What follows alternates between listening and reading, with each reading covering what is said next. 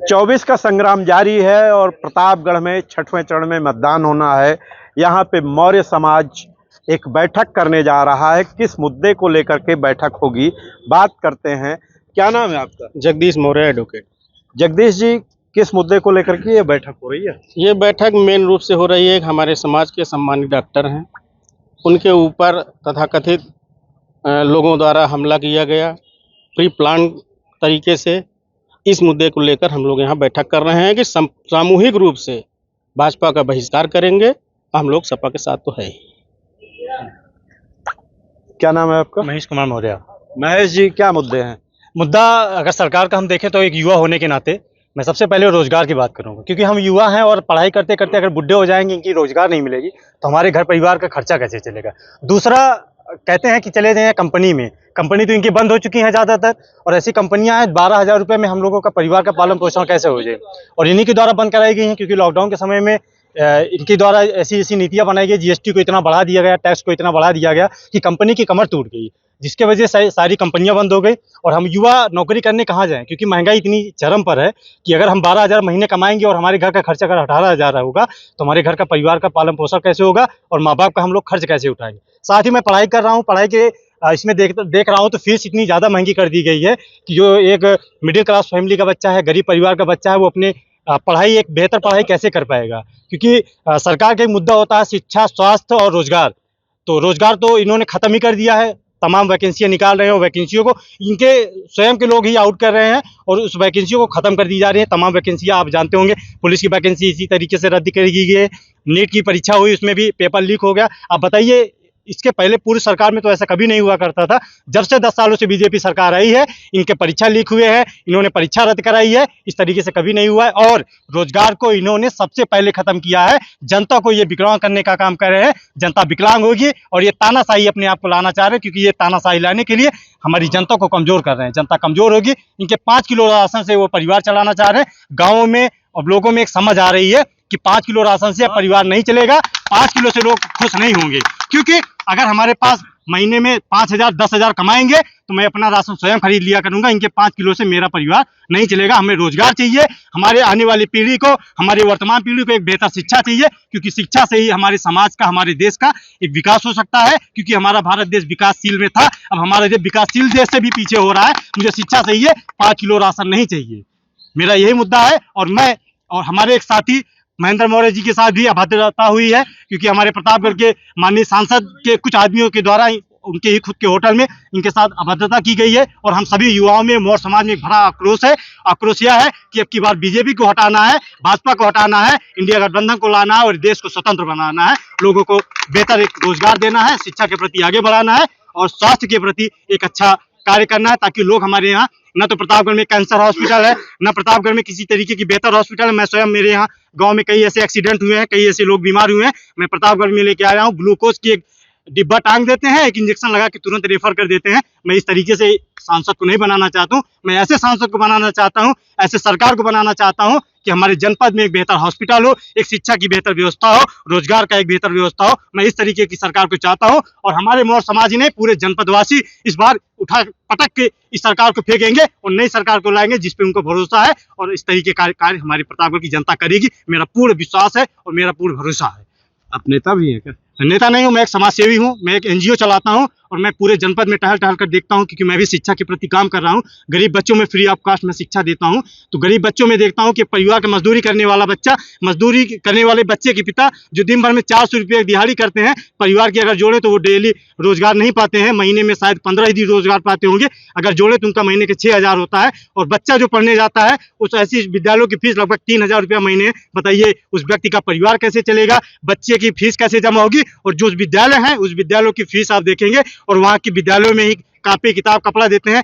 बच्चों की लगभग साल भर की फीस हो जाती है 40 से 50,000 रुपया। वो गरीब आदमी अपने बच्चों को कैसे पढ़ाएगा। मैं इस दर्द को समझ सकता हूँ। मैं भी किसान परिवार से हूँ, एक मिडिल क्लास फैमिली से हूँ। मैं बच्चों को फ्री ऑफ कास्ट पढ़ा रहा हूँ। मुझे ये दर्द बेहतर तरीके से पता है और मुझे भारत के भविष्य का भी एक बेहतर तरीके से आकलन हो जाता है कि अगर हमारी वर्तमान बच्चों की भविष्य अगर गर्त में जा रही है तो वही बच्चा आगे बेहतर भविष्य में जाने के बाद वो बेहतर नहीं कर पाएगा, वो एक निचले तबके में ही पड़ा रहेगा।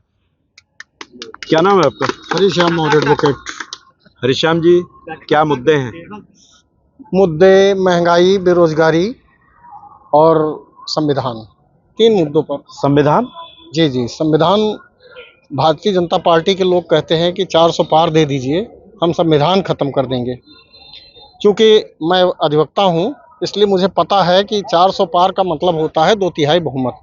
तो 2/3 बहुमत से बहुत सारे कानून पास किए जा सकते हैं। पूर्व में इन्होंने आईपीसी, सीआरपीसी और एविडेंस बदलने का जो काम किया है, 150 सांसदों को निलंबित करके इन्होंने उसको पास कराया है। उस पर कोई चर्चा, कोई बहस नहीं हुई है।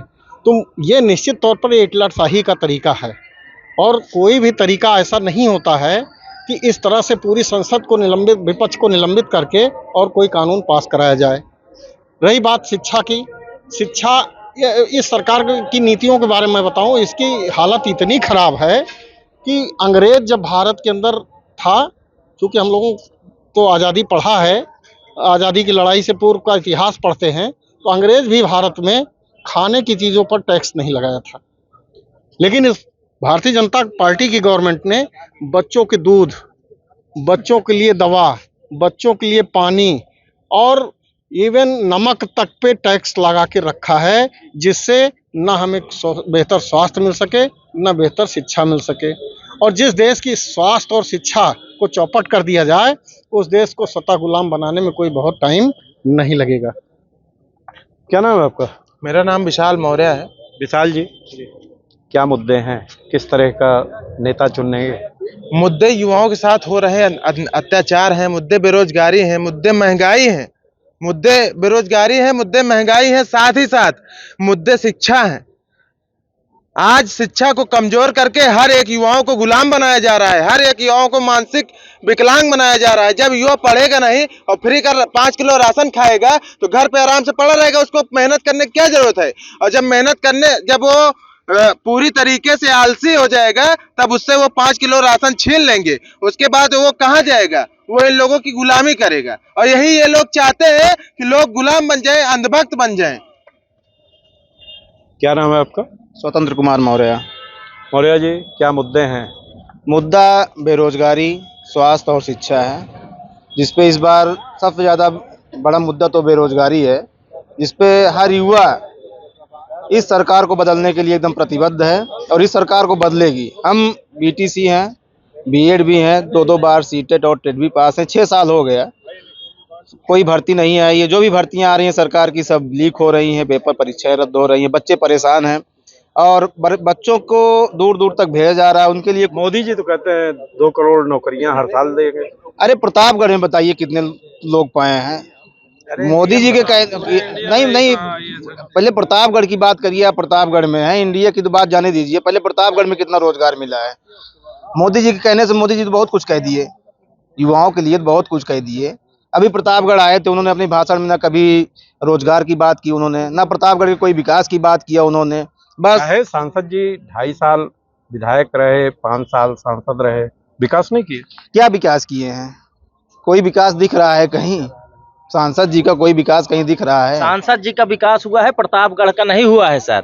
सांसद जी का विकास हुआ है, लोगों की कितने व्यक्तिगत सांसद जी का विकास हुआ है, होटल बनवाए हैं, गुंडे पाले हैं, ठीक है, और लोगों की जमीन कब्जा करना है। किस लिए आक्रोश है? यहाँ तक कि मौर्य ही नहीं, सारे समाज के लोग, यहाँ देखिए राजा भैया ने भी समर्थन कर दिया है गठबंधन का, और ब्राह्मण समाज, ठाकुर समाज, जितने भी समाज हैं, सब समाज गठबंधन के साथ हैं और इस बार संगम चुनाव हार रहे हैं, क्योंकि उन्होंने विकास नहीं किया, इसीलिए सब उनके खिलाफ है। उनके रोने से कुछ नहीं होगा। सबसे बड़ी बात यह है कि भारतीय जनता पार्टी जातिगत राजनीति करती है, धर्म की राजनीति करती है, मुद्दों पर, देश के विकास पर कोई बात ही नहीं करती है। ठाकुर, पंडित, मौर्य, कुर्मी, अहिर, मुरारी, गुरहार, इन सबको आपस में लड़ा देती है।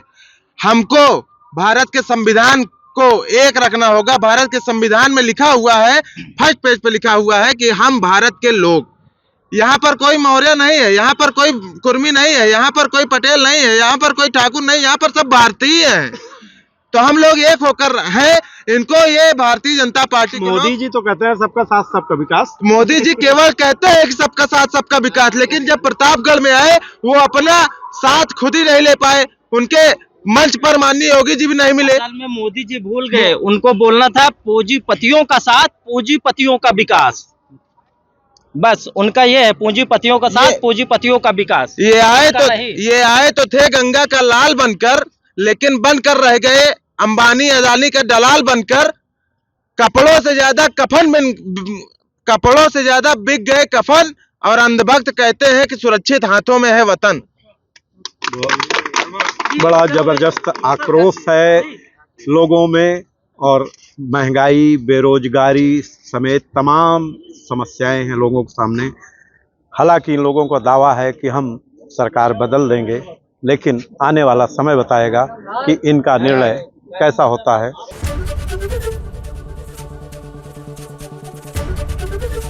एबीपी गंगा, खबर आपकी, जुबान आपकी।